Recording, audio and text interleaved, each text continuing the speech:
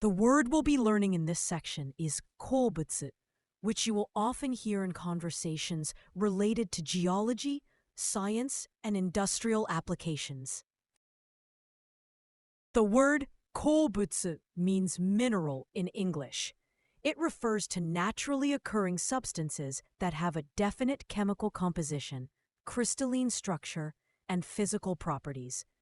Minerals are typically found as part of rocks and play a crucial role in various geological and industrial processes.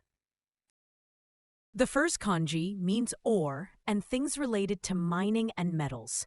It appears in words like kozan and koseki, where it contributes the idea of mineral resources or places where minerals are extracted. When you see this kanji, you can think of metal, rock, and extraction. The second kanji means thing or object and is very general and concrete. It appears in words like tabemono and monogatari, where it gives the sense of an item or matter, such as something you eat or the central thing of a story. I saw the mineral materials. 鉱物資料を見ました。鉱物資料を見ました。This country is rich in mineral resources. この国は鉱物資源が豊富です。この国は鉱物資源が豊富です。Research on minerals is fun.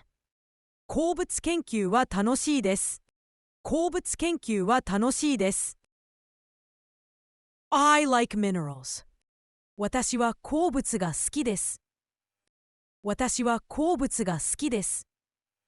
The most common synonyms of the 鉱物 are 鉱石 and 元素. 鉱石 mainly refers to ores, which are specific types of minerals that are mined for valuable elements. 元素 refers to chemical elements, highlighting the compositional aspect of 鉱物, but on a more foundational level.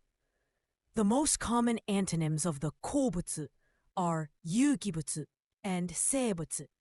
有機物 stands for organic matter, emphasizing the contrast between inorganic minerals and organic substances, while 生物 means living thing, directly opposing the non-living nature of minerals.